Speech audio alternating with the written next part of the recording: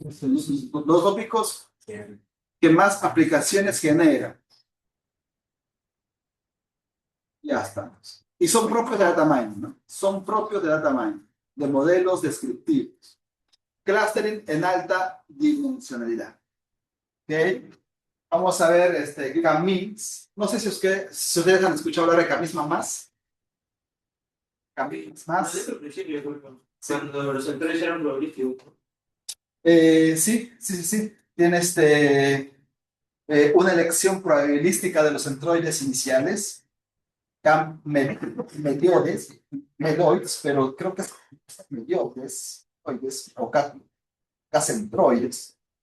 Esta técnica es interesante porque no usa el promedio matemático, sino usa el elemento central como tal. O sea, usa la mediana. Usa la mediana. Y el jerárquico. El orden está mal, ¿ya? Porque vamos a empezar por el jerárquico y luego vamos a ver las otras técnicas. Muy bien, basado en el material de referencia, ya sabemos, capítulo 7, lo pueden buscar ahí, incluso subir la PPT original, ahí en la semana 8, como para tener algo en la semana 8, estaba vacío la semana 8, y esta es la semana 9, ¿no? Vamos a modificar aquí, semana 9. Es lo mismo que vamos a ver en el entero que subió. Sí, son los temas, es el mismo tema. No había nada más. No, el Camas más está, claro, no está, pero sí está en las opciones de selección de los puntos, de los centroides iniciales. Ahí te lo dice, ¿no? Ahí te lo dice que una buena opción sería escoger los puntos iniciales respecto a la probabilidad, ¿no? de alejamiento. Tampoco te menciona Medoids, porque ahí lo llama de otra forma, lo llama. Lo que pasa es que yo lo aprendí así como me lo enseñan. Creo que se utiliza más, al menos en la literatura. Muy bien, estamos aquí en tópicos. Clustering. Problema del clustering. Dada una nube de puntos de datos, queremos entender su estructura. Ese es el problema básico. Entender cómo están estructurados los elementos, centrándonos en la agrupación. ¿Existe o no existen grupos dentro de los datos? ¿Ah? Podemos orientar el problema del clustering hacia el descubrimiento de grupos. ¿Sí? O podemos orientar el problema del clustering hacia la indexación también, ¿sí? Hacia la organización de los datos. Agrupamos para poder compactar, para poder comprimir, para poder acceder de manera eficiente. Entonces, depende cómo veamos. Entonces, esta es una técnica que se usa bastante. Quiero que ustedes me den algún ejemplo de clustering, alguna aplicación que utilice, alguna técnica de segmentación de clustering. A ver si alguien me menciona una técnica. Ejemplo, una aplicación o un caso.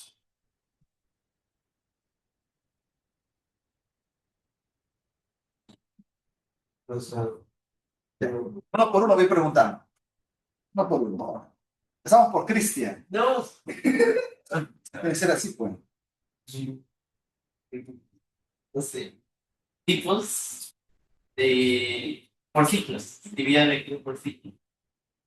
Dividir, agrupar. Agrupar por ciclos. Agrupar a los alumnos por signos. ¿Será un problema de clustering? Y qué bueno que lo plantea, ¿no? Para poder distinguir cuándo realmente es un problema de clustering como tal, ¿no? ¿Será un problema de clustering ahí? Porque es la variable. Ciclo relativo. Ciclo relativo. Ciclo relativo. O sea, ¿cómo es el ciclo relativo? O sea, A ver, que uno no me diga, a ver, estimado. O sea, entiendo que son, cuando llevas justo que no es un solo ciclo, pues, varios ciclos, pues, ciclo relativo, pues, Ya. Oye, loco. ¿Y cómo podrías aplicar clustering ahí para identificar o cómo? O sea, como. Creo que se puede hacer de manera como se dice, determinística. Sí, ¿no? Sí, no hay convergencia ahí. O capaz sí, pero bueno. A ver, por aquí, a ver tu estimado. O sea, yo entiendo que clustering es para datos no etiquetados, como que tú quieres Y es ahí. que lo vemos desde el punto de vista de Machine Learning. O sea, como que no sabemos cómo agrupar, pero queremos de algún modo segmentar. ¿Cómo, cómo se les agrupa o cómo también se les llama a las técnicas que trabajan sobre datos no etiquetados? No Datos no supervisados. La, ya, pero una aplicación. Entonces, una aplicación sería, o sea, por lo tanto, una aplicación podría ser, por ejemplo, la segmentación de clientes. Pues, Segmentación de tú clientes. no los tienes etiquetados, pero en base a sus características o comportamientos podrías generar clusters. Claro, clientes. Por ejemplo, qué datos podrían ayudar ahí? Dar una tabla de clientes con diferentes variables categóricas, no sé, Por pues. ejemplo, los que gastan más son modos fuertes. Ahí tienes que preparar la data. Tienes que preparar la precompra. Puedes usar también su metadata, ¿no? Su edad, por ejemplo. Puedes usar su género. Puedes usar no sé si es que se guarda los montos, ¿no? Para ver más o menos los montos en compras. En fin, sí. Tienes que elaborar la data y sobre eso ya tienes un vector por cada cliente y con eso segmentación de clientes. Otra aplicación, segmentación de clientes, aparte de eso. Había visto en el PDF que usan para Galaxies. ¿Para cuál? Galaxies. El PDF, ¿no? Para clasificación de galaxias. Y ese es un tema terrible. De hecho, está por acá. ¿Ok? Ahorita vamos a avanzar. Pero vamos a ir a pocos. El 90% de Big Data trabaja sobre datos no etiquetados, modelos no supervisados. Aplicaciones reales, por ejemplo, en sistemas de recomendación. En sistemas de recomendación para agrupar ítems similares, sobre todo en modelos basados en la interactividad. Detección de anomalías. Primero agrupas para descubrir patrones recurrentes y luego, mediante un proceso de clasificación, comienzas a detectar si el evento pertenece a un evento recurrente o pertenece a un cluster outlier, ¿no? Que se va a convertir como una especie de anomalía detectada. En fin, vamos a avanzar. El objetivo del clustering, o de manera general, consiste en particionar n puntos en cada grupo, tal que la similitud dentro de cada grupo, o sea, la similitud de los elementos dentro de cada grupo, sea alta, y la similitud entre grupos sea baja. Ese es el objetivo. Similitud intracluster de los elementos dentro del mismo grupo debe arrojarnos una similitud muy elevada, mientras que la similitud de los elementos de diferentes clusters debe arrojar una similitud muy baja. Debe ser un valor muy bajo, grupo de campos. Características típicas del clustering del que vamos a estar trabajando. Trabajamos con puntos de alta dimensionalidad, ¿no? Ya conocemos qué problema nos trae eso, ¿no? El problema de la maldición, ¿no? De la dimensionalidad. ¿Y por qué? ¿Y por qué se nos antoja trabajar con datos de alta dimensionalidad? ¿Es un antojo realmente? Creo que mientras más datos, depende del algoritmo, pero creo que mientras más datos, y depende de los datos, de la calidad, pero puedes encontrar clusters mucho más definidos según lo que sea. ¿Por qué? ¿Por qué tenemos vectores con alta dimensión? ¿Que acaso no lo podemos reducir? Multimedia, forma que lo reduzco. Si lo reduces, ¿qué pierdes? La Edición, ¿no? Simplicidad. Entonces, los vectores de por sí, dependiendo de las técnicas, ya te dan una dimensión fija, pues relacionada a la cantidad de características que se están extrayendo, como los dicen en multimedia, y es un vector fijo. El face recognition, por ejemplo, 128, el más pequeño, y no lo puedes reducir. No puedes aplicar PCA en 100, claro, profe, no se puede. Pero al aplicarle PCA, estás quitando características. Es probable que la precisión disminuya. Entonces, si es crítico el tema, tenemos que trabajar entonces con dichas dimensiones, con las dimensiones altas, en espacios vectoriales, en espacios métricos. ¿Cuál es la diferencia entre un espacio vectorial y un espacio métrico? ¿O qué es un espacio métrico? Los que llevaron EDA. ¿Todos han llevado EDA? Estructuras avanzadas. Ah, ustedes nomás. Creo que eso lo llevan los DCS, ¿no? Sí. ¿Qué es un espacio métrico, estimados? Los que han llevado EDA. Ay, tuve Y ya se gradúa. Saca el ganchito. Saca el cajita para puesto Esos puntos a dónde van. al parcial. Ahí tengo, revisé el Kahoot y ya me dio la lista, el porcentaje de cada uno. El más mínimo tiene un 30% del total y el máximo tiene un 80% total. A ese 80% le multiplicamos de 2. Esa sería la conclusión. Con eso creo. entonces Sí. todos tenemos. Al menos un punto. Está. Este curso está para probarse. El que gana lo hace por gusto. No te digas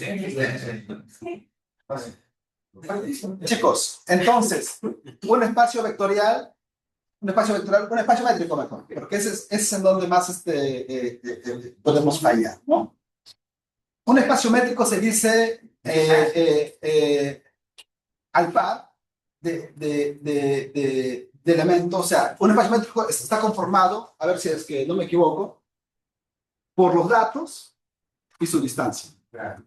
No me interesa la estructura interna del dato.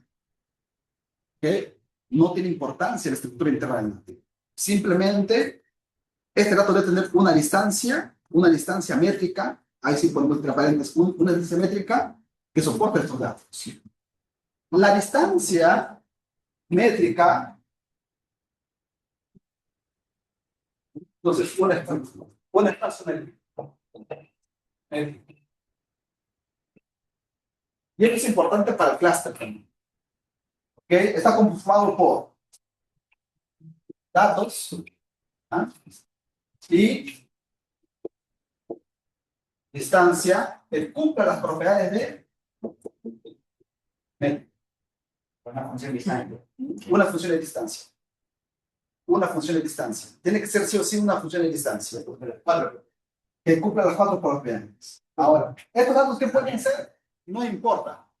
Puede ser un vector, puede ser una matriz, o puede ser una estructura particular. Por ejemplo, cuando yo investigaba, yo tenía una distancia métrica llamada SQF. ¿Ah? Y esta distancia utilizaba matrices. O sea, el dato era una matriz.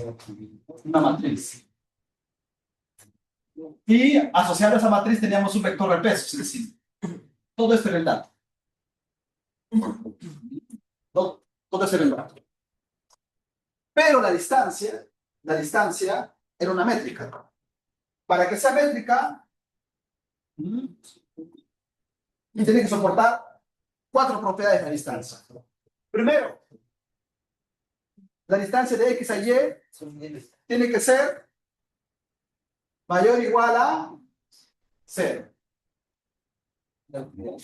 ¿Ok? Es decir, debe ser no negativa. Segunda, distancia de x a y es igual a distancia de y a x. ¿Cómo se llama esta propiedad? Simetría. ¿Ok? ¿Cuál es la otra propiedad? Simetría triangular. Ya, aparte de esa. La de que la distancia entre X y X tiene que ser 0. Ah, ya. No, sí, si Sí. X es 0. La distancia de X a X debe ser 0. Reflexiva, ¿no? Sí, la reflexión. Eso es. No hay cuadrado. Aceptiva. Sí que llevé ese curso en posgrado. O sea, de ahí se puede demostrar de que Ah, y falta la otra. La más importante, la que me ayuda a indexar. desigualdad de La desigualdad triangular. La distancia de X a Y más la distancia de Y a Z es mayor o igual a la distancia de X a Z. Este es lo más importante. Para mí. Ya. ¿Ok?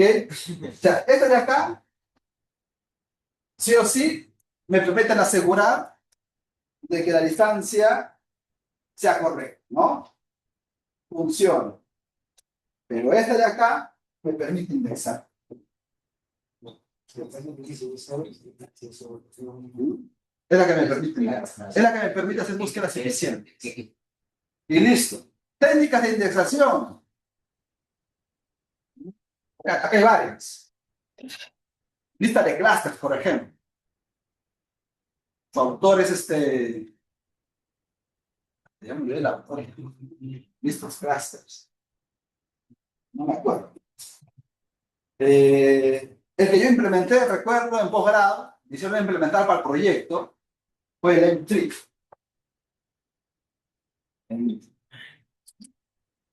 Es el M-Tree. Lo utilicé para audio. Lo utilicé para indexar señales de audio. Eran segmentos pequeños de audio. Una empresa de telecomunicaciones, como allá la Universidad de Chile es grande, y trabaja con empresas privadas, proporcionó un dataset de audios. Aquí en Perú también teníamos, recuerdo, un dataset de audios que trabajamos en pregrado. Recuerdo que esa pregunta. Pero complicado ese dataset porque nos hicieron firmar la acta de confidencialidad y todo eso. Es que eran ya. Eran chicos.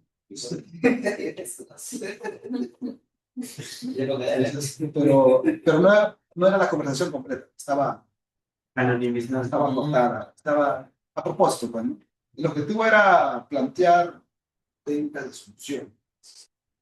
Basta que funcionen para esa proporción, ya ellos lo iban a escalar en sus laboratorios. En fin, es un espacio métrico. Nos podemos indexar en espacios vectoriales. ¿Qué distancias se utilizan en espacios vectoriales? ¿Qué distancia podemos aplicar ahí? La distancia coseno, por ejemplo. La distancia coseno, euclidiana, Manhattan. ¿Ok? Eso. Y en espacio métrico, las demás distancias. Hay distancias que solamente funcionan para espacios métricos, como la distancia de edición, que se aplica en textos, ¿no? Para hallar similitudes en textos, para hallar eso, ¿no? Si es que un texto es similar a otro, distancia de edición. Hay distancias que son semimétricas, no cumplen con todas las propiedades, en especial la última, la propiedad de desigualdad triangular, como la de TB2. En fin. Es que todo espacio vectorial es un espacio métrico, pero no todo espacio métrico es espacio vectorial. O sea, hay distancias que son métricas, pero no funcionan para espacios vectoriales. Pero al revés siempre funciona. Pero al revés sí. Toda distancia que funciona o que se aplica en espacios vectoriales también sería una métrica. También es considerado como el espacio métrico. El espacio métrico es el que engloba todo. Los clústeres en el espacio métrico no lo ves, son abstractos, o sea, tienen formas. No tienen formas.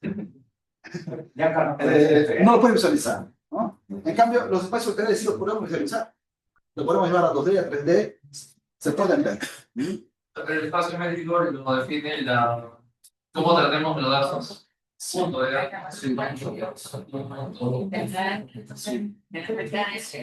Similitud definida por métrica de distancia. Apariencia engañosa. Si yo te doy un conjunto de datos en 2D, fácil, profe. Al ojo se agrupa. Con pocos datos es sencillo. Con pocas dimensiones es sencilla. Hasta en 3D lo puedes hacer al ojo. Pero con altas dimensiones ya no es tan fácil. Hay que aplicar algoritmos. Y las dimensiones pueden ser elevadas. Las dimensiones tratables, aparte de Bayes, creo que no superan los 3.000, 4.000. pero hay objetos pues dimensiones que son muy grandes, 10.000. Por ejemplo, no sé, a ver, dígame una aplicación o un caso, un dato en donde su vector característico tenga una dimensión arriba de 1.000, 2.000, 3.000, 10.000. 10. Seguro creo que tenía 100. No, el audio con un HDR le podemos reducir, o sea, la red grande O sea, que si eso tenga 1000. que tenga 1.000, 2.000, 10.000. Un video en La resolución 4K. Al menos que tu imagen o tu audio lo particiones Cada píxel sea y concatenes, ¿no? Bueno, tal vez, sí. ¿Ya? Porque es grande, ¿no? Hay mucha resolución y no quieres perder toda la información, ¿no? Quieres mantener la información. Pero ¿saben cuál sí genera vectores de muy alta dimensión? Los vectores de los textos, por ejemplo, en donde la dimensión es el vocabulario. ¿El vocabulario de qué tamaño es? ¿Cuántos palabras hay? El vector es un vector binario que guarda la incidencia o un vector de frecuencias que guarda la frecuencia de una palabra en un texto. Pero es todo el vocabulario, pues. Ah, ¿cuántas palabras puede haber en todo el universo, no? En una colección de noticias, de documentos académicos, ¿cuántas palabras diferentes puede haber? El vocabulario puede ser 20.000, 30.000, 40.000. Y ese es el tamaño del vector. Terrible. Claro, en la práctica no usamos todo el vocabulario. De todo el vocabulario usamos los más frecuentes. Más frecuentes. Pero eso ya implica pérdida de información. ¿Ok? O por ejemplo, que el vector represente la interactividad de un usuario, a ver, no sé, en una película. Que el vector represente 1, 0, si es que este usuario le gustó o no le gustó dicha película. ¿Cuántos usuarios hay? Entonces ahí sería pues un vector gigantesco. En espacios altos casi todos los puntos están en la misma distancia, ya es el tema de la alta dimensionalidad, ¿no? De la maldición. En espacios altos están a la misma distancia. se pierde la noción, ¿no? De distancia. Se pierde la medición. Ya los filtros no funcionan en el lado de los índices. Y las distancias, por ejemplo, el clasificador KNN es el primero que vuela. Es el primero que pierde con altas dimensiones. El clasificador KNN. Muy bien. ¿Por qué? Porque tú retornas los K más próximos, pero capaz los K más 2, los K más 3 están ahí nada más. Y tal vez ellos sí son los realmente, o sea, semánticamente los más próximos, pero no llegaron en las K posiciones. Pero sí están cerquita, muy cerca. Eso es por el tema de la alta dimensionalidad. La maldición de la dimensionalidad afecta severamente. Intuiciones de espacios bajos fallan completamente. Vamos avanzando. Y ahí en la PPT hay una aplicación sobre galaxias. Sacado de aquí de esta palma, por 2.000 millones de objetos celestes. O sea, es una cantidad inmensa. Es una cantidad inmensa de objetos. La astronomía es terrible. Me gustaría que alumnos de UTEC vayan a ese campo. A ese campo. A investigar ese campo, a los laboratorios de astronomía. Esos telescopios están capturando en tiempo real, ¿ah? ¿Cuántas imágenes? Y no son imágenes pequeñas, son imágenes de alta resolución. Para empezar, hay un primer reto, el reto de almacenamiento. Luego, el reto del procesamiento de dichas imágenes. ¿Okay? Hay que representarlas, hay que procesarlas y después aplicar técnicas de data mining o de machine learning. Cada objeto representado, miren, en este caso, para una tarea específica, se está representando el objeto en 7 dimensiones. Corresponde a las bandas de frecuencias de radiación. Ahí lo revisan en el material. Entonces, el objetivo es agrupar objetos similares, pero en base a esa representación vectorial de 7 dimensiones. Lo bueno es que aquí las dimensiones son bajas. Lo malo es que son un montón. Obvio. Pero se puede hacer, ¿no? Puede hacer, pero 2.000 millones de objetos celestes. ¿Y cuánto cuesta el clustering? A priori, la complejidad computacional de una técnica de clustering. ¿Cuánto cuesta? ¿Es lineal? Por lo menos cuadrado. Es cara. O sea, hacer segmentación de clientes, un dataset real, es carísimo. Carísimo. ¿No? Y encima el jefe te pide para ayer. Vaya, le estaba comentando a los chicos de base de datos el rol de los ingenieros estadísticos en el día de hoy. No es lo mismo de hace varios años. En mis tiempos, el ingeniero estadístico me costaba encontrar trabajo. No sé, y no muchas universidades tenían estadística, eran pocas universidades. En la estadística, por ejemplo, en la universidad, en la Universidad de Trujillo, postulábamos, ¿no? para las carreras, pero la carrera de ingeniería estadística siempre ingresaban todos. Había, por ejemplo, 60 vacantes, se postulaban 30, 40. Pues por artículo 24 ya no daban examen, pasaban directo. Porque no había, a la gente no le interesaba estudiar estadística, porque no veían en dónde aplicar. Y cuando terminaba, porque tengo colegas de estadística, todos se peleaban por ir a la INEI. Ese era De la NASA. ese era el sueño. Esa era la NASA peruana. NASA peruana. La INEI. Ya, y los que no podían a la INEI tenían que ir a hacer serums o a empresas, perdón, a hospitales, postas médicas, en donde siempre requieren un digitador estadístico. El suelo ya es menos, pero era el consuelo. Los que no llegaban ni siquiera ahí porque eran puestos estatales del Estado, tenían que ver la forma de cómo entrar a una empresa privada. Y era difícil. Las empresas privadas no necesitaban estadísticos entonces. Solamente las grandes empresas, un BCP, un Interpan, pero no todos entraban ahí. Tanto estadístico que había, varias carreras que tenían estadística. O sea, no todos llegaban a encontrar un trabajo decente. Y si encontraban, el sueldo era bajo. Yo recuerdo cuando comencé a trabajar ya en mi área, ganaba 3 veces más en el nivel estadístico. Y ya no era junior. A él le seguían pagando 1.000 en mis tiempos, ¿no? 1.300, más o menos le pagaba. En mis tiempos. Y a mí ya me pagaban 4.500.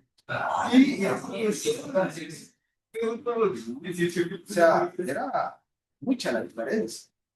Y mi amigo, después de varios años, le aumentaron a 2.000. O sea, un docente. Pero eso fue antes. Antes. ¿Qué ha cambiado? ¿Qué ha cambiado ahora? La explosión de los datos. Esa empresa que antes no estaba a un estadístico, y de repente, caramba, tengo mucha información. Antes de votarlo, necesito que alguien no sé, pues me aplique aquí una regresión, quiero saber algo. Inferencia, ¿qué es lo que veo en estadísticos? ¿No? Mucha inferencia estadística. Diseño de los dashboards, por ejemplo, ¿no? Comenzaron a trabajar con estadísticos, indicadores. Ahora, la estadística no se ha quedado atrás. Ahora la estadística ha evolucionado en su contenido. O sea, los estadísticos han evolucionado. Ahora llevan R, ¿no? Como lenguaje de programación Python. Ven, aprenden Python en la carrera. Y si no aprenden por su cuenta, lo tienen que aprender porque los profesores les indican que tienen que hacerlo. El mismo mercado. Ahora un estadístico está mejor valorado. Incluso se puede decir que el sueldo ya va arriba del promedio, menos. No sé cuánto ganarán. No, mi amigo se fue al extranjero. Pero un estadístico trabaja como data scientist. Ahora trabaja como una data scientist, ¿no? Como, más que toda la parte analítica, que es en donde entra. De hecho, yo un tiempo trabajaba como ingeniero de datos. Hacíamos todo de tele. Todo de tele. Creo que así les conté. Todo el proceso. Éramos un grupo ahí de 8 más o menos. Éramos 2 del área de cómputo, que hacemos el ETL. Era 3 estadísticos. Bueno, 2 estadísticos sí trabajaban, el otro solamente estaba ahí de Existente. Era el que hablaba bonito. Había un estadístico y había hecho un máster en economía. Y era el que hablaba bonito. El storytelling. Sí. Y los otros eran ya personal administrativo, ¿no? O sea, ese era el grupo. El jefe y una secretaria de del grupo y el otro no me acuerdo qué más, pero éramos 8 ahí, ahí en el proyecto, sí, por varios meses. Pero toda la chamba hacemos nosotros. Ah, claro, ellos al inicio no hacían nada, después era su trabajo, pero sí, nos apostaban harto. Era todo el proceso de tele. Teníamos que aplicar las cosas SQL, limpiar los datos no estructurados, los archivos de SQL, transformaciones, toda la tamaño, o sea, toda la parte de explorativo, ¿no? Con R, porque usábamos R en ese entonces, generamos los gráficos y entregábamos los gráficos, una ráfaga de gráficos entregábamos a los estadísticos. Y le entregamos también ya algo data frame resumido, toda la información resumida a los estadísticos. Los estadísticos reciben la información y con eso hacían ya sus modelos de regresión, en fin, ya le daban una interpretación. Y eso le pasaban al otro patita que venía solamente un día a la semana y él se iba a sentar con los genios.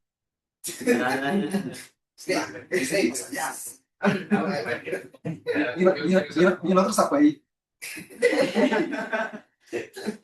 Eso pasa. Bueno, eso pasó en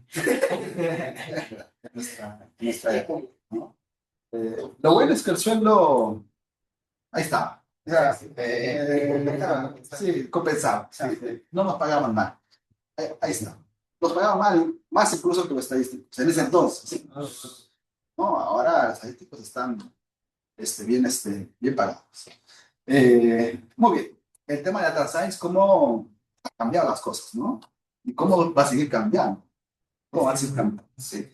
La información ha crecido demasiado y hay mucha necesidad de descubrir patrones, de descubrir anomalías, de entender datos, antes de desecharlo, antes de pasarlo al histórico. Quiero que me descubras reglas de asociación acá. Quiero que me saques algunos patrones que a simple vista no se puede detectar, que un modelo predictivo no lo puede sacar. Datos no etiquetados, en fin. Otra aplicación, recomendación musical, ¿ok? Pero como le estaba comentando, ¿no? Está basado en un sistema de recomendación basado en la interacción de los usuarios. Que lo vamos a hacer más adelante. Más adelante vamos a ahondar un poquito más en otras técnicas de sistemas de recomendación. En este caso, por ejemplo, no estamos hablando de una dimensión baja. ¿Por qué? Porque aquí las dimensiones corresponden a cada usuario. O sea, una canción es representada por un vector del tamaño del total de usuarios. Vector binario. ¿Okay? Si a este usuario le gustó o no le gustó esta canción. Simplemente eso. Entonces, agrupamos las canciones en base a ese vector. ¿Y qué podemos encontrar ahí? ¿Qué podemos encontrar? Un grupo, ¿qué podría representar? ¿Cómo lo interpretas?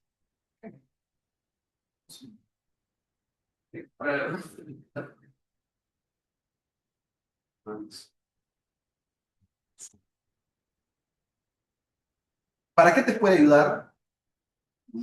¿O cómo te ayuda aquí el clustering?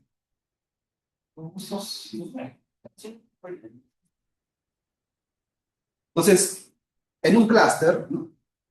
Si un usuario está escuchando esta canción, ¿okay? Yo le puedo entregar canciones del mismo clúster. Hasta por acercamiento, ¿no? Por acercamiento. Entre clases también.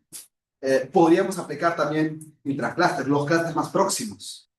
Tal vez, ¿no? Si no hay si no hay muchas canciones acá. Entonces yo le doy las canciones de este mismo clúster a este usuario. ¿Okay? Si viene un nuevo usuario o si viene una nueva canción, ¿no? Una nueva canción va a necesitar más información, ¿verdad? Una nueva canción va a tener todo su vector en ceros. Porque ningún usuario lo ha escuchado, ningún usuario lo ha descargado. ¿Okay? Claro, claro. Muy bien. Entonces, por ahí va. Por ahí. Recomendación. Este de acá no es recomendación musical, este de acá es ya clasificación. No, este de acá es Clustering documentos. De ahí vamos a hacer un nombre más marquetero. Tienes un conjunto de documentos y quieres clasificarlo por tópicos, por contenido. ¿Ok? ¿Qué documentos, por ejemplo, hablan de política? Un clúster de política, un clúster de ciencia, un clúster de así. Vas clasificando. Bueno, vas encontrando los grupos por su contenido. Por su contenido. En fin, cuando ya hablamos de contenido, ¿no? Acuérdense de basar todos, cuando ya hablamos de contenido, ya hablamos ya de técnicas para representar el contenido en un vector numérico decimal. Ahí ya pues entran las técnicas de Machine Learning. Muy bien. O en este caso, por ejemplo, el vector no es una técnica de Machine Learning como tal, sino es un vector simplemente de incidencia respecto al vocabulario. ¿Está o no está esta palabra aquí? Nada más. Y es un vector grande, ¿eh? Es un vector grande. ¿Okay? Incluso puede ser un vector infinito. ¿Cómo es un- Porque yo tengo una colección de N documentos. Pero ¿qué pasa si es un string? Ah, Viene otro documento con palabras nuevas. Palabras nuevas, el vocabulario crece. pero no se podría contar la palabra, por ejemplo, solo en un cañón. En inglés. Sí, pero no sé, si alguien por ahí inventa una nueva palabra, ¿no? Ah, Una nueva jerga, que suele pasar. abreviaciones. Abreviaciones. Sí, sí. Es por eso que aquí se usa la distancia coseno. Acuérdense de la distancia coseno, ¿no? La distancia coseno es independiente del tamaño. O sea, por la normalización, ¿ok? Se puede incluso calcular el tiempo de ejecución. Tal vez no va a ser entre 0 y 1, va a ser entre 0 y más de 1, pero sigue funcionando. Muy bien. Métrica de distancias, esto es simplemente un repaso. ¿Ok? Euclidiana, Manhattan, coseno. ¿Se acuerdan de esta fórmula? ¿Por qué la ponemos uno menos? Ah, por ver. Había este de dos todos. Similitud, creo que Esto es la similitud. Ajá. la distancia, ¿cierto? O sea, esto es la similitud de coseno. Pero yo no quiero la similitud, yo quiero la distancia. Distancia. Entonces, ¿qué hago? Uno menos eso. Esto, ¿entre qué rango va? Entre 0 y 1. ¿Cuándo es 1? La máxima similitud. Y 0, más similitud. Entonces, si tú le restas, la distancia, similitud, o sea, 1 es la máxima similitud. Claro, pero cuando es uno, ahí es cero. Ah, pero la distancia es la contraria. Claro, claro. La distancia es la contraria. Ajá. ¿Ok? Por eso le restamos acá, 1 menos. Claro, ajá. Si aquí es 1, la distancia se convierte en 0. Claro, claro. Cero. Y distancia 0 es porque son similares. O sea, altamente similares. No digo iguales, porque recuerden que ese X y ese Y no son los objetos en sí, es la representación del objeto. Por eso no se usa el término igual. ¿Ok? Por eso, este de acá es una cuadrática. Esta es una distancia cuadrática que se utiliza en cierto tipo de aplicaciones. A ver, investiguen. Mahalanobis. ¿Cuál es la Mifosi? También. La verdad es que es la general, ¿no? Que junta la Manhattan, la euclidiana y la distancia infinita. Y la Chi. La Minkowski se llama, ¿no? La Chi. La distancia basada en la curvatura de la Tierra también, ¿no? Hay distancias cuadráticas como la distancia de colisión, que también está comentada. Lo importante cuando usamos distancias, la normalización. No sé si ustedes han escuchado hablar o han visto por ahí en algunas literaturas, no leen papers, L1 no, L2 no. ¿Qué quiere decir? L2 es la distancia euclidiana normalizada, ¿no? L1 es la distancia Manhattan normalizada, ¿no? Coseno no es necesario normalizar, porque ya de por sí está normalizado. Te lo pone al vector por ser unitario. Sí. Este es el vector unitario. X entre el módulo de X. Este es un vector unitario. La distancia de Hamilton. Hamming. Cumple con las métricas, sí, ¿no? Sí, la deja sin problema. Ah, aquí también falta el Yacar, pues. El Yacar también es una distancia. Ah, no, el Yacar es una similitud. ¿Cómo lo convertimos a distancia? Dándole. Uno menos. Uno menos. Uno menos Yacar. Y sería distancia. Podrían, sí. Muy bien. Uy, podemos seguir. Muy bien, los objetos pueden ser representados por puntos espaciales. Si son puntos espaciales, ¿qué distancia utilizamos? La más apropiada, una euclidiana, ¿no? Porque me calcula en distancia en línea recta. Conjuntos de elementos, si es conjuntos, ¿qué utilizamos? Ya. Vectores característicos. Aquí entra más, ¿no? Aquí entra la coseno, mediana, Manhattan también podría. Muy bien. Para texto es la coseno. ¿No? Vamos a ver métodos de clustering. ¿Qué son? Sobrado. El primer método que vamos a estudiar, vamos a empezar de acuerdo a cómo lo hace la literatura y me gustó el enfoque. Yo hubiera empezado desde Camins y luego ir subiendo. Aquí lo hace al revés, ya que se basa en la complejidad computacional. Clustering jerárquico. ¿Alguien escuchó hablar de este clustering? Clustering jerárquico. Claro, que construye aquí un endograma de los elementos. Bottom up, desde abajo hacia arriba. ¿Ah? Desde abajo hacia arriba. ¿Ok? El procedimiento es sencillo. Pero vamos un poquito a la definición. Construye una jerarquía de clusters. La salida suele representarse mediante un endograma, como vemos en pantalla. Se puede usar dos técnicas. El más utilizado es la técnica aglomerativa, ya que comienza de abajo hacia arriba, comienza desde los puntos, o sea, toma los puntos como centroides y a partir de ahí comienza a fusionar hasta llegar a un solo clúster. Toma los puntos como clústeres y comienza a fusionarlos hasta llegar a un solo clúster.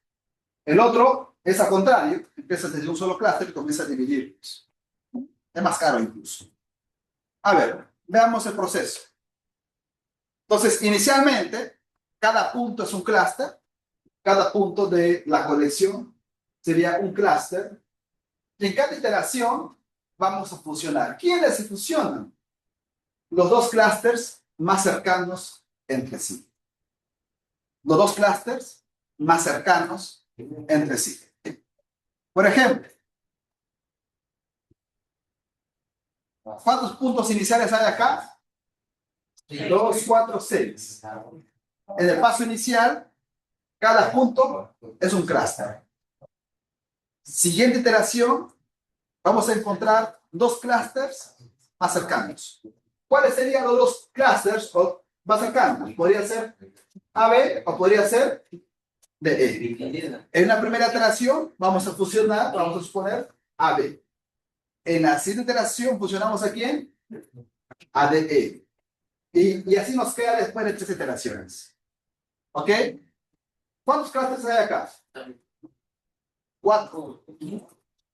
Un clúster, otro clúster. Hay 4 clústeres. Recuerden que cada elemento también es un clúster. De un solo elemento. Hay 4 elementos. Ahora, encuéntrame aquí los dos clústeres más cercanos entre sí. AB, C, D, E. AB con C. Y es en la siguiente iteración entonces fusionamos los 3. Ahora sí, ¿no? ¿Cuántos clústeres hay acá? 3 clústeres. ¿Ok? ¿Cuáles son los dos más cercanos entre sí? F, ¿no? F con D. ¿Cuántos clústeres quedan? 2. Si los fusionamos, sería un solo clúster, ¿no? Solo clúster. Ya está. Y listo. Y ese es el holograma. ¿No? Ese es el holograma. Y learning. H-learning. A ver, el C, E, luego el F, y de ahí todos aquí.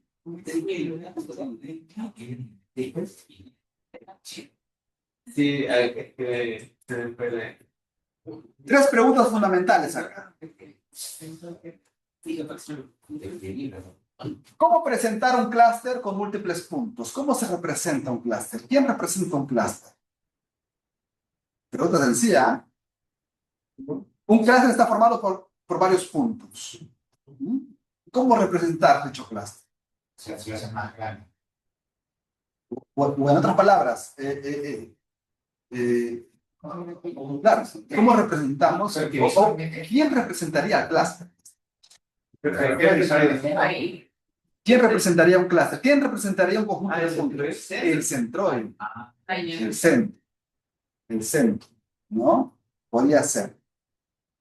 Ok. Segunda pregunta. ¿Cómo determinar la cercanía entre clústeres? Distancias entre Hay varias formas. Tengo dos clústeres, cada clúster con n y m puntos. ¿Cómo medir la cercanía de estos dos clústeres? Pero también puede ser entre los dos. Podríamos usar los bordes, por ejemplo, distancia mínima, solamente. o podríamos usar distancia máxima, o el promedio, o combinarlas para hallar una cohesión. ¿Ok? En fin. ¿Cuándo parar de combinar clústeres? Aquí en el ejemplo, ¿cuándo hemos parado? Cuando todo se oculta. Cuando encontramos un solo clúster. Pero no siempre vamos a parar ahí. ¿Cuándo, por ejemplo, podríamos también parar? Cuando el salto del endograma es muy grande. O también cuando te dan ya el K. El K. O sea, quiero que me halles, ¿no? Un conjunto de K, un conjunto de clúster fijos. K5, K6. Llegas ahí ya para que continúe. Está ahí. Una ventaja del endograma es que también te encuentran outliers. Te encuentran elementos que se alejan de los clústeres naturales, entre comillas naturales, porque no está bien acoplado a la referencia, ¿no? Pero te podría dar esa información. Te podría dar esa información. Muy bien. Por ejemplo, si tú haces un corte aquí, ¿cuántos grupos hay? Tres. Ahí. Aquí haces el corte. ¿Cuántos cráteres hay? A ver, Yo veo tres. A mí sí. Tres. Ah, ya. Tres. ¿No? El primer clúster sería ABC, E y F. Eso es lo bonito del programa. Y puedes rápidamente identificar que F como que se aleja, ¿no? Puede ser natural. Un elemento aislado. Podría darnos esa información. En ese corte. Muy bien. Vamos por la breve pregunta. Estamos repasando técnicas de clustering. Este curso es bonito. Digo, este tema es bonito. Muy aplicativo. Aplicaciones con caminos, con cambios. Descanso. Varias técnicas de clustering. ¿Cómo representar un clúster? Si, por ejemplo, estamos en un espacio vectorial o en un espacio euclidiano, usamos el centroide como el promedio de todos los puntos. Esto aplica para espacios euclidianos o vectoriales. ¿Qué es el centroide entonces? El promedio de todos los puntos. Por ejemplo, acá.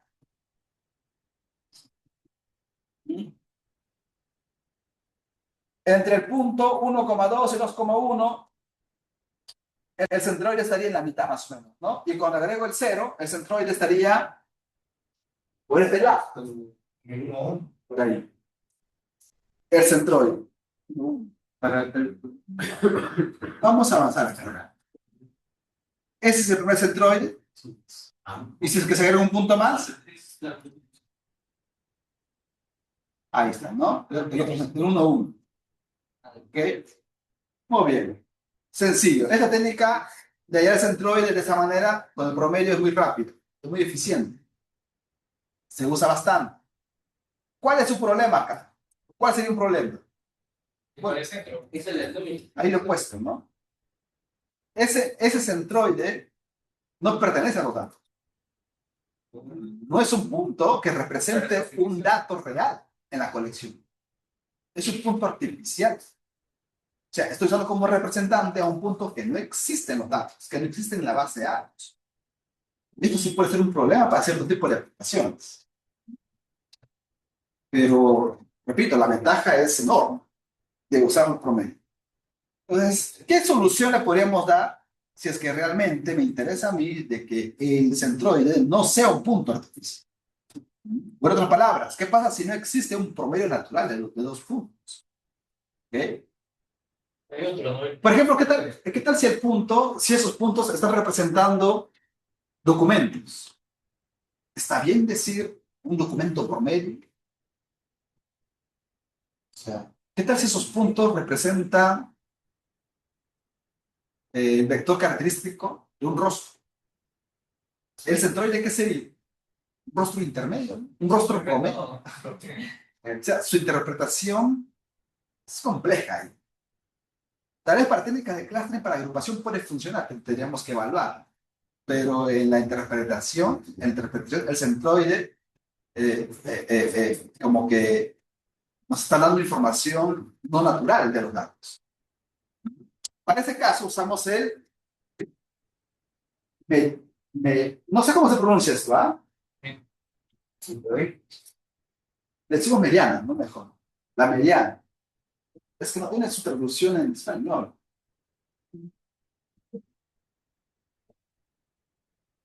Pero es como la mediana. O sea, es un elemento central, un elemento que sí pertenece a los datos y es equidistante a todo lo demás. Sí, creo que la lectura le llama Destroyer. Clustrón. Eso, en la lectura se llama clustrón.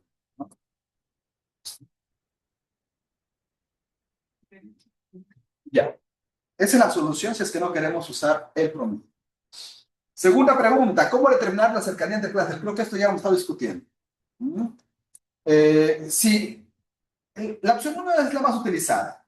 Si es que yo tengo ya los centroides, entonces podríamos usar estos centroides para medir la cercanía entre clusters. Recuerden que necesitamos esto para fusionar. Para fusionar, para hallar los dos clusters más cercanos entre sí. ¿Cómo lo hallamos? Calculamos la distancia entre centroides. Si el centroide ya está representando a cada cluster, entonces usamos estos. ¿No? La fusión se da en base a los clústeres más cercanos en el centro. Pero también podríamos usar la distancia mínima, que es el borde, comentado a sus compañeros. La distancia mínima. Aquí tenemos la fórmula. CIJ. La distancia entre el clúster CI y el clúster CJ sería la mínima distancia de los puntos X y X pertenece al clúster CI y Y pertenece al clúster CJ. Calculamos todas las distancias y nos quedamos con N. ¿Cuál es la complejidad aquí? ¿Cuánto cuesta esto? Caro. N por M. N la cantidad de puntos que hay en el clúster CI y M la cantidad de puntos que hay en el clúster CJ. Es más caro. O también podríamos usar la distancia máxima o el promedio. O una combinación de ellos, ¿no? La cohesión del resultado. Combinar clusters cuya unión es más cohesiva. Móvil. Es el algoritmo. El algoritmo se entiende. Chicos, saquen la complejidad. Aplique nada. No aplique nada.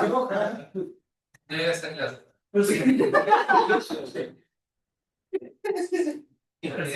Sistema de información es la única carrera de la facultad que no va a llevar nada, ¿no?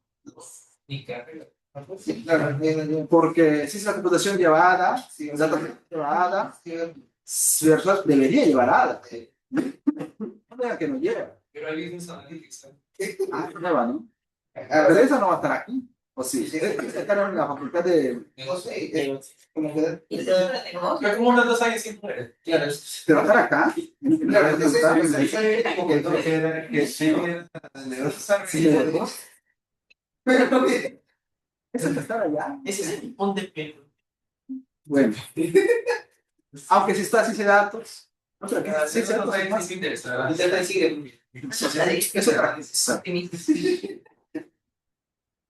Listo. A ver, ¿entienden el algoritmo? No, sí.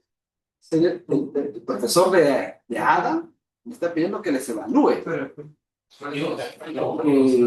Sí, que los hermanos Gutiérrez. Que saque un reporte, es que los fundamentos que ellos han enseñado han calado en el corazón. La leyenda. Para ver si verdaderamente pasaba. A ver si realmente merecen Eres el segundo juicio. Te pueden bachiller. regresar a... ¿Cómo? Te pueden regresar a... Eso no existe. Debería poderse. Bajas tu sitio. A menos que lo hagas voluntariamente, pero no, absolutamente tampoco te dejan. Que sale a propósito. No, pero si ya lo pasaste, Pero no, no podrías poder, claro. Claro. Administrativamente, ¿cómo Sí, no lo llenan eso? Así que no fue... No sé. Si no le pasas por Juan, lo Eso me dijeron. Eso me dijeron. Además, ahora hay reglas, pues, ¿no? Todo está automatizado, no se puede romper así nada más. Bueno, ya a ver. O sea, por esa parte donde saca el argmin es cuadrático. Seleccionar, a ver, vamos a iterar hasta que quede mira, no abajo dice hasta que quede un solo clúster. Entonces, el argmin, ¿qué está haciendo? Ahorita es el mínimo. Entre Sí, y se dos clústeres, ¿no? Clúster CI y CJ. ¿Y qué retorna? ¿Qué sea? ¿Qué se ve?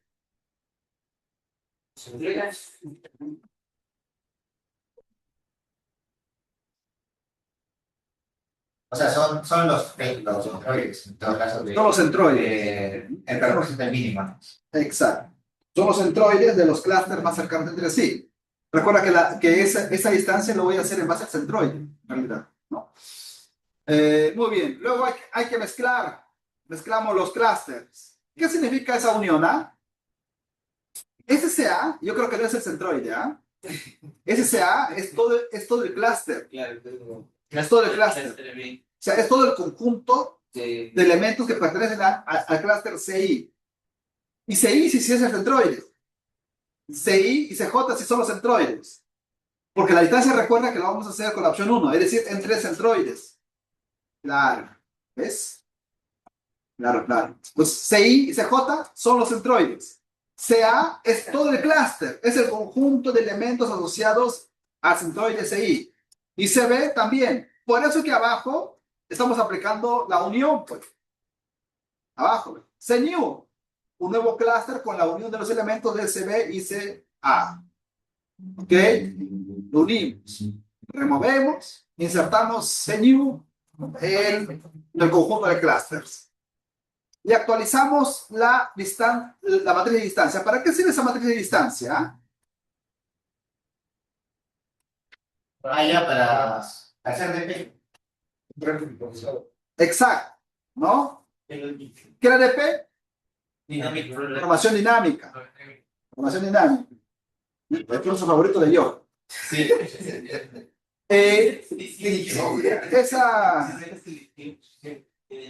Esa distancia o esa matriz de distancias, ¿no? Va a ir previamente guardando todas las distancias entre dos centroides. Perfecto. O sea, pero con ese algoritmo dice que todos los puntos son centroides. Cada punto es un clúster. Entonces va a ser una matriz de qué dimensión, al inicio, n por n, ¿no? N por n. Ya. Claro, este es simplemente un algoritmo, pseudocódigo. Ya, el detalle lo vas a implementar en Python. Pero prefiero ponerlo así para que se pueda entender. Porque con Python en una línea sale todo.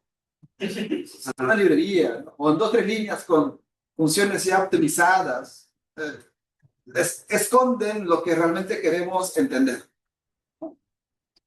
Lo importante aquí es que entendamos cómo funciona la técnica. Y de ahí el código ya solo sale.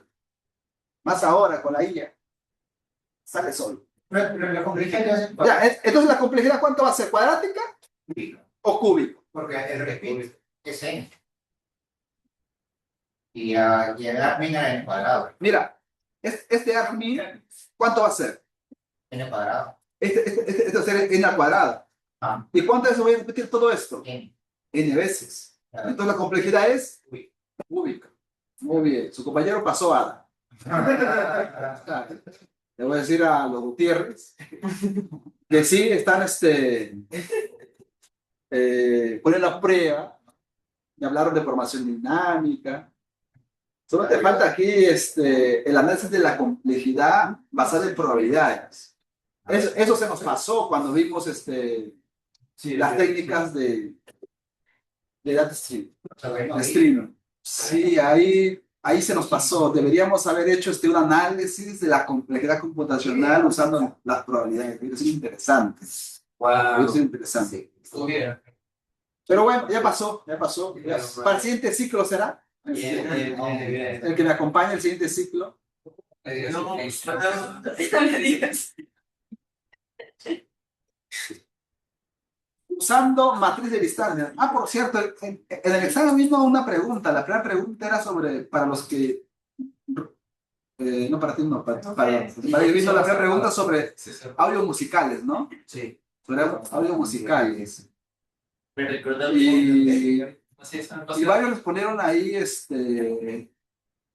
¿no? Aplico acá shingles. Bueno, que los chicos se aplican a texto. Datos discretos. y me di cuenta que era muy grande. Y claramente decíamos que ahí que los vectores son numéricos, decimales, encima le puse ahí. No, Y en esa PPT de LSH, ahí está claramente, ¿no? Cuando el input son vectores numéricos, ejemplo de audio, videos, se aplica sin hash. Es una LSH basada en la similitud de coseno. O también puedo usar distancia euclidiana con predicciones, pero no se aplica a los shingles. ¿Por qué? Porque ya tengo el vector característico, ya viene. ¿Y cuál es el vector característico? Cualquiera pues, que sea que se pueda aplicar a uno, ¿no? El MPCC que sea más utilizado. El MPCC. Estaba viendo ahí la pregunta que se iban. Ya me he visto más ya. Es que eso no viene de repaso, Pero ni repaso. Pero la intención vale. 0.5 creo que es suficiente. No. Y por ahí hay otra pregunta más también. Pero bueno, mejor mañana lo vemos. Mañana cuando entreguemos este examen. Es que veo una cosa de lo mismo. Lo bueno que hay, hay 2 alumnos, creo 3 alumnos que tienen un punto adicional. Me hace recordar. Isidro, ¿quién más? Tú también, ¿no? ¿Cuánto era? Porque sería en la pizarra. ¿Cuándo les está apuntado ¿La apunté? Sí, está apuntado en el comentario. Ah, ya, entonces ahí debe estar. Ya, listo. Oh, tú no viniste. Ellos, ¿Qué me dice? claro, pero eso ya está contado ya. Eso ya está contado. Ok. Entonces, complejidad cuadrática por lo que ya hemos analizado con su compañero. Usando escuela de prioridad, esto puede mejorarse el log de n. Tarea. ¿Cómo sería este algoritmo usando escuela de prioridad? Usando heap. ¿Qué sería? ¿Un heap o un max heap? Muy bien. Problema. Es caro. N al cubo es carísimo. Requiere mantener, y encima, complejidad espacial es cuadrática. Requiere mantener toda la matriz de distancias en memoria. Por el dp. ¿Y si no fuera dp? Si no fuera de qué, se llama Hay que más caro, doble cuadrado. SN3 hay que multiplicar. Claro, más caro, pues, ¿no? Santo Dios. No, terrible. Terrible. Muy bien. Solución. Camins. Me gusta el enfoque, cómo le da este material. Me gusta. Buena elección de la profesora que inició el curso. De usar este material. ¿Ahora es el PPT de Aurea? ¿Cómo? ¿Es el PPT de Aurea? No. ¿O se refiere a No, la PPT es mía. Ah, se refiere a usted la conferencia. Pero me refiero al sílabo. Pero no, creo que Pero el material está, o sea, toda la referencia está ahí en la página que les pasé. O sea, si no, estoy pasando, nada más. Y porque quiero que estas PPTs queden como parte ya del curso. Porque el siglo pasado se usó directamente la PPT de la página. Sí, prácticamente estás abriendo el curso. Sí, Porque la profesora eso me dijo, yo no le enseñé PPT porque yo le pedí. Yo solamente descargaba lo que estaba en la página y con eso hacíamos la clase. Ay, chévere, entonces sí voy a salir. pero pongan nuestro nombre, dale la PPT para la sinceridad. ¿No? Abajo. Colaboradores. Los que aprueben solamente. Chicos, no se confíen. ¿No? No se confíen. Vengo de entregar exámenes de EDA. Estructurados. ¿Qué te decía? AID. Miren, en mi salón tuve 28. 8 ya se retiraron. Ha quedado 20. 20, 4 han aprobado. Y Entre los 4 hay un 20. Eres una outlier. Ese 20 no. Un marciano. Está en otra línea. Lo que se me preocupa son los que están más abajo, ¿no? Sí. Está complejo ahorita ese curso. Y los jalados tienen este problema de 8. Hay jalados que están con 8, 9, o sea, ellos todavía tienen chance. Hay jalados en 2, 3. Qué escándalo. No, me tamaño con más altos dos. La gente aprueba haciendo cosas. O sea, proyectos, van a hacer trabajos, haciendo trabajos. aplicando el aprendido. Aplicando el aprendido, ¿no? En cambio, en estructurados, ahí la parte teórica es candado. Ahí sí o sí tienes que aprobar el examen, ambos. ¿No? Ahí el proyecto no te va a ayudar. ¿No? Y encima las continuas todas. ¿Sí? ¿Qué teoría? Es que la teoría es a mano. ¿Verdad? El examen parcial a mano. Yo lo hago a mano. Me interesa a mí que todo sea a mano. ¿Y parcial de ilustración? No, yo lo pongo a mano. Eso pone Brenner. Porque él es matemático, él es algoritmo teórico. Ese es su área, su especialidad, ¿no? Y va a haber muchos. O sea, viene hip, vamos a ganar. Eso sí, sí. Yo les pido que demuestren la complejidad, pero no con matemáticas discretas, ¿no? Es con igual. No, simplemente aplicar a lo mucho el teorema maestro. A lo mucho el teorema maestro. Maestra. Teorema maestro. Eso sí se da, profe. ¿Que sí? Sí, Yo creo que está jalando. Le estoy pasando. No, porque estoy haciendo formación dinámica, praxis, algoritmo voraz.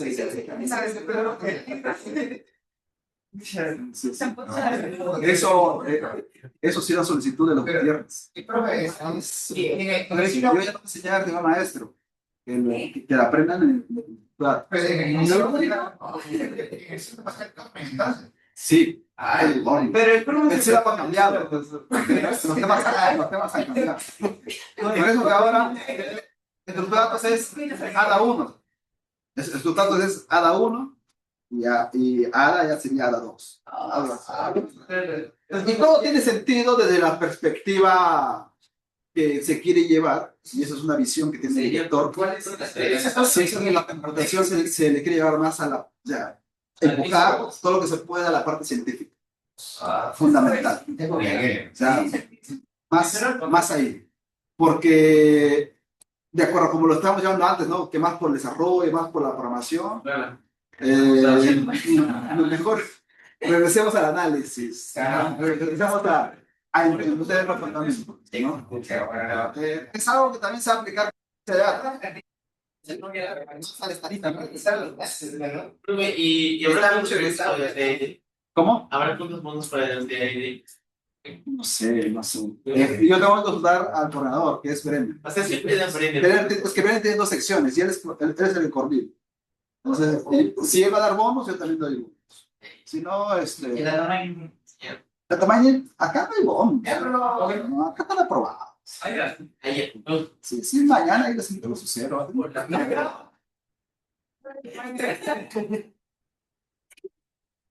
A ver, Camils, ya esto lo conocen. Sigamos. Procedimiento. Asignar cada punto al clúster. Ojo, el Camils, ¿cómo se inicializan los K puntos iniciales? O sea, ¿cómo se inicializan los centroides? Simplemente al azar, ¿no? Y por ahí está el problema del Camils original. ¿Por qué? Porque puede pasar algo como esto. Ya de frente vamos al problema. Miren, este es un caso perfecto. 3 puntos aleatorios y cada punto aleatorio naturalmente ha coincidido con un clúster. Pero ¿qué pasa? Si es que los puntos aleatorios no coinciden en clústeres diferentes. Entonces converge algo como esto. Converge algo como esto. Y ese es un problema del Camils. Entonces, por eso viene Camils más, que lo vamos a ver más adelante. Pero primero, la convergencia. ¿Se acuerdan que el Camils, el K inicial, no lo sabemos? O sea, en una tarea de análisis descriptivo, en donde yo no conozco cuántos clústeres hay, yo no sé los datos, cuántos grupos están formando. Entonces, ¿qué tienes que hacer? Exacto. Codo. ¿Qué significa? El K lo vas variando. Empiezas primero con un solo grupo. A ver, K-mins con K igual 1. Luego K-mins con K igual 2. Luego K-mins con K igual 3.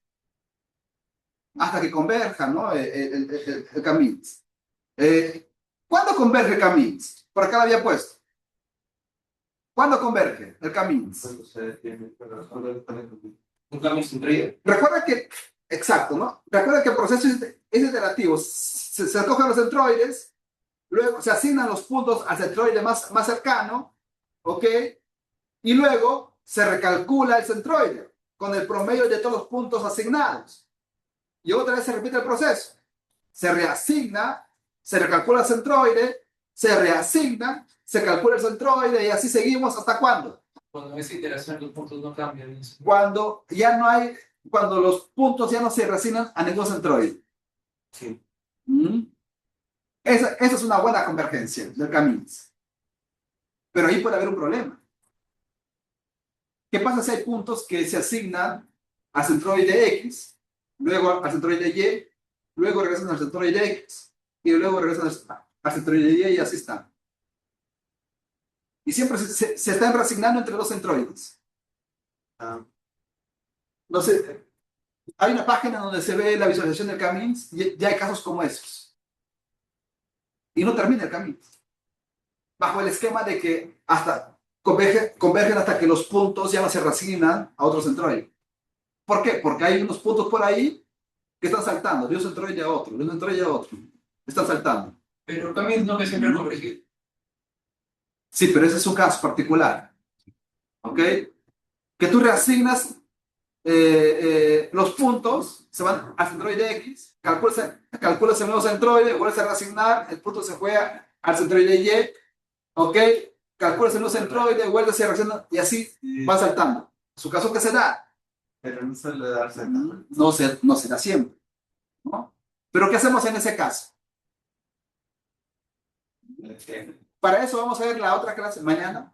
algunas métricas que me permiten lo mismo que el codo, ¿ok?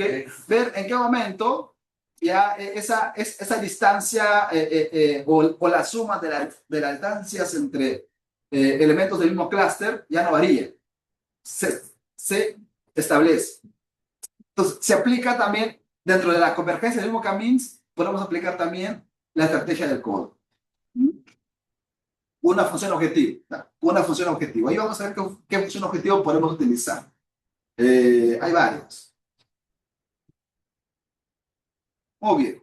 Ahora, la pregunta de cuál sería el valor K más apropiado, lo mismo. Ejecutamos K-means para diferentes Ks, para diferentes valores de K. ¿Y qué vamos calculando? Cuando ya tenemos el K-means para K2, para K3, para K4, ¿qué vamos calculando? La suma de, ahí era para poner en una fórmula, ¿ah? La suma de todas las distancias, ¿ok? De los elementos en cada clúster. O sea, el intraclúster sería, ¿no? El intraclúster. ¿La Y? ¿Mm? ¿La Y? Sí. A ver, aquí dice promedio de distancia al centroide. Ah, ya, entonces no es la suma de todos los puntos del cráter, es la suma de la distancia de cada punto al centroide. De cada punto al centroide. ¿Ya? No. Sí, porque la otra estrategia, claro, no, esta me tiene con el centroide. Entonces, la suma de la distancia de todos los puntos a su centroide. Todo eso se suma. Es una doble sumatoria, ¿no? Sacan la fórmula. Sacan la fórmula.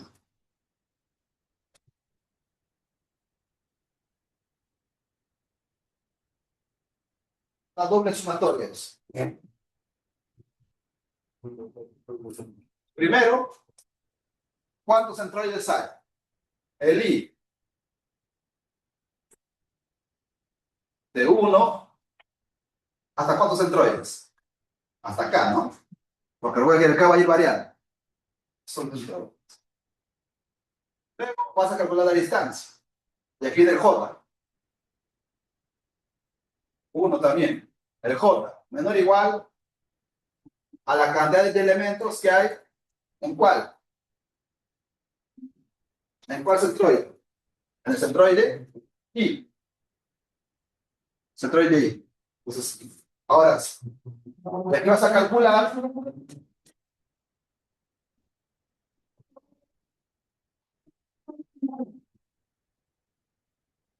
todos los XJ que pertenecen a este clúster hacia el centroide I. ¿No? Ya está. Y esa sería, pues, la distancia, le llamamos esta distancia, ¿cómo le llaman por ahí? Distancia promedio de 13. En fin, esta es la función que tenemos que minimizar, ¿no? Entonces, ¿qué se espera? ¿Qué se espera? Ese comportamiento, que a medida que el K aumente, la distancia de los elementos a su centroide se va a reducir. ¿Por qué? O sea, más clúster aporta menos en la distancia. Claro, más clústeres, los elementos van a estar más cerca al centroide. Por lo tanto, su distancia se acorta. Esta distancia se acorta. A simple vista pareciera al contrario, ¿no? Oye, pero si el K aumenta, entonces todo esto va a aumentar. Pero no es así. Si el K aumenta, esta distancia de los elementos a su centroide va a disminuir significativamente. Significativamente. Porque el centroide se va a ubicar cada vez más cerca a los elementos. Sobre todo cuando hay realmente grupos. Cuando realmente se están formando grupos en los datos.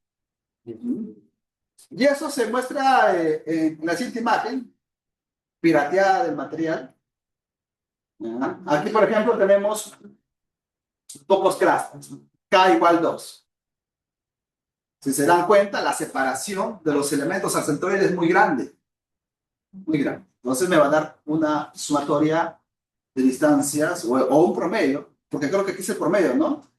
Promedio, dice acá. O sea, a esto hay que dividirlo entre cuánto. Ahí está. Faltó eso, ¿no? Faltó el promedio. Dividirlo entre la cantidad de elementos que hay en ese centroide. Muy bien. Esto mismo. Promedio. Perfecto, muchachos. Y aquí, por ejemplo, este sería un caso ideal. Si te das cuenta, la distancia se va reduciendo. ¿Eh? Va a ser más pequeño. Aquí con 4. Aquí también se ha reducido bastante, ¿no? Pero ya no hay mucha diferencia respecto al anterior. Al menos en esta gráfica se puede ver así. Entonces, hay que hallar ese K. Ese K.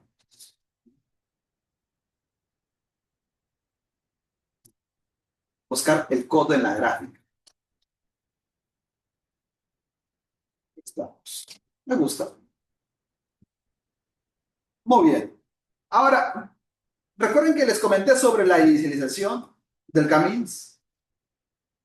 Aquí, por ejemplo, K igual 3. ¿Qué pasa cuando inicializo mal? Aquí tengo 3 puntos inicializados en el Camins. Y cuando converge esto, lo hace de la siguiente manera. Visualmente, ¿me logró identificar los clusters? No, ¿verdad? Ahí tengo un problema. ¿Qué problema me puede dar? Para empezar, no hay una buena agrupación, ya que el algoritmo converge a un mínimo local pobre, generando clústeres balanceados de baja calidad. Además, hay un problema que no se ve visualmente, pero es la cantidad de iteraciones que requiere para estabilizarse. Requiere mucho más iteraciones. Solución. Escoger centroides más separados entre sí. Y aquí viene pues la técnica del Camins plus. ¿En qué consiste esto? Primero escojo el primer centroide al azar. Ojo, que son 3, ¿ah? K igual 3. Escojo el primer centroide al azar. El segundo centroide debe escogerse con una probabilidad proporcional a la distancia cuadrática de los elementos a dicho centroide.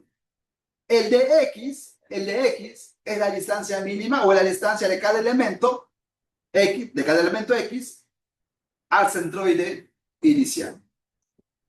¿Okay?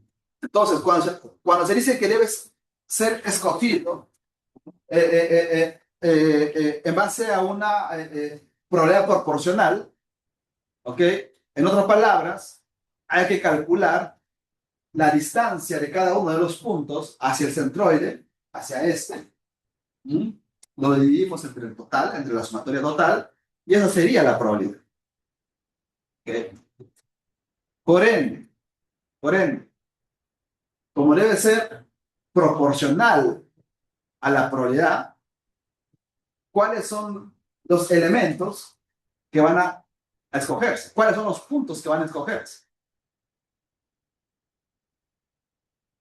Estos puntos que están cercanos al primer centroide, ¿qué tan probables son para ser elegidos como el siguiente centroide?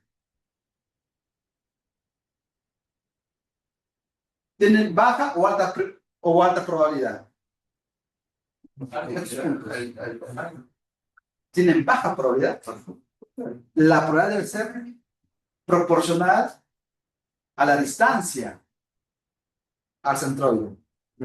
Estos puntos están muy cerca al centroide, tienen una distancia cercana a 0.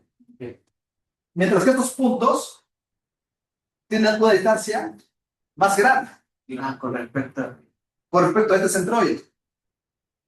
Pues el siguiente centroide, repito, debe escogerse, ¿ok? Una probabilidad proporcional a dicha distancia. Por lo tanto, los puntos más alejados tienen mayores probabilidades de ser escogidos. ¿Ah? Los puntos más distantes tienen mayor probabilidad de ser cogidos. Probabilidad proporcional a la distancia. De separación al centroide. ¿Y tú defines cuántos centroides van a ser al final? O Claro, tú defines. Ya, por ejemplo, para el segundo punto. Fácil, ¿no? Calculas la distancia de X al centroide y ahí aplicas alguna estrategia acumulativa para ver con qué elemento te quedas, ¿no? En la probabilidad. Puedes suponer que la probabilidad que lancé el dado y proporcionalmente me escogió este punto como siguiente centroide. Cuanto más alejado, más probable es de ser elegido. Cuanto más alejado sea el punto, más probable es de ser elegido el siguiente centroide. Ahora, ¿cómo calculo el tercer centroide?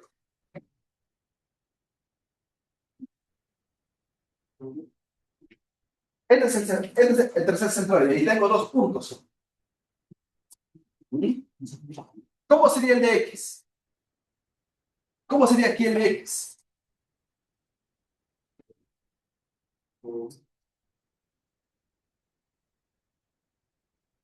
¿Cómo sería el de X? Si tengo dos centroides.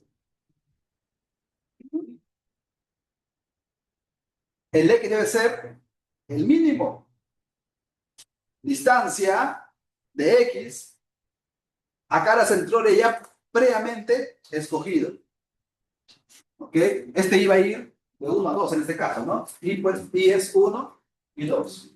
Entonces, por ejemplo, este punto de acá. Vas a calcular la distancia de este punto al centroide 1 y la distancia de este punto al centroide 2 y te quedas con el mínimo. Y ese sería el de X. Entonces, la probabilidad de ser escogido como el siguiente centroide es proporcional a ese de X. A ese de X. Entonces, vamos a poner la probabilidad de que X sea escogido es proporcional. ¿Cómo es el símbolo de proporcionalidad? Sí. Es una P minúscula. Una P minúscula. Proporción. Así, proporción. Proporción. O sea, la probabilidad de que X sea escogido debe ser proporcional a este de X. Ah, muy bien. Pero claro, es de X al cuadrado, ¿no? De X al cuadrado. Es el de. Eso no me acuerdo. Pero era como un infinito volteado. Ese, sí. Era así, ¿no? Chuta, acá no lo tengo. Pero es así, creo, ¿no? No, claro. Aquí había. Ya, bueno. Chuta, matemático, me estoy olvidando. No, Los Gutiérrez. los Gutiérrez, ¿qué era? Vamos a regresar a Johan. Ya, entonces, así escogemos. ¿Y cómo sería si tuviera 4, ¿no? 4 centroides. Lo mismo, pues. Escogemos el mínimo, o sea, el mínimo, la distancia mínima de todos los puntos hacia los centroides previamente ya seleccionados. En este caso serían 3. Calculamos la distancia a cada uno de ellos, me quedo con el mínimo. Muy bien, y así funciona. Esto solamente es para la parte inicial, para la fase 1, que es la fase de inicialización de los centroides. Bueno, La idea es que yo le proporcione al K-means no centroides aleatorios, sino centroides escogidos lo más separado posible, ¿no? Pero bajo cierta probabilidad. O sea, no escojo realmente los centroides más separados entre sí, porque en este caso sería, pues, todos los extremos. sí. Pero ahí podría incurrir a outliers, ¿no? A problemas de borde. Entonces, por eso se usan probabilidades. Probabilidad aleatoria. Muy bien, muchachos. Ya está. Creo que hasta ahí estamos bien. Hay que hacer un ejercicio. No, Ya estamos. ¿Lo hacen ustedes? O mañana lo hacemos en clase. Sube la tarea. ¿Verdad? ¿No? Ya. Bueno, ahí está el algoritmo. Ahí está el K más. Está clarito. Ahí se entiende todo. Me gusta que esté así. Ahí le puse en los comentarios todo. ¿No? Entiendan por favor esto. La prueba acumulativa. No sé si lo han visto en estadística. Yo recuerdo que en estadística veíamos algo como esto. Pero bueno, porque cuando yo lleve mis tiempos. No, ya. Está despejado. ¿Por qué esto hay que aplicar? Esto hay que aplicar para poder seleccionar. ¿Cómo selecciono? O sea, una vez que tengo la probabilidad, obviamente los puntos más alejados tienen mayor probabilidad. Pero ahora, ¿cómo selecciono? Entonces, usamos esta estrategia de la probabilidad acumulativa. Sencillo. Formación 1. Ok, y por último, y aquí cierro, recuerdan que les comenté que hay datasets o casos en donde el centroide no sería tan adecuado utilizarlo como el promedio de los puntos. Entonces, en ese caso se utiliza la mediana, ¿no? Y ese medio. Nada más, solamente cambian eso. Solamente se cambian eso, ¿no? Ventajas de usar la mediana. Una ventaja creo que se puede considerar aquí es el outlier. Miren, y aquí visualmente nos podemos dar cuenta. Acá tenemos un punto muy separado del resto. Cuando calculamos el centroide va a estar por aquí más o menos, ¿no? Porque el outlier está jalando el promedio. Pero si fuera la mediana, sí sería un elemento, aparte que pertenece a la colección de datos, es un elemento central. El outlier no le afecta. Entonces, los mismos conceptos que hemos visto con means y con media, ¿no? lo aplicamos. Y ya está, y eso es, tiene sus casos. Problema de esta técnica, problema de usar la mediana, ¿cuál sería? Depende de valores susceptibles a valores atípicos. Al contrario, No. no es susceptible. El promedio sí. Pero ¿cuál sería el problema de usar K-means con la mediana?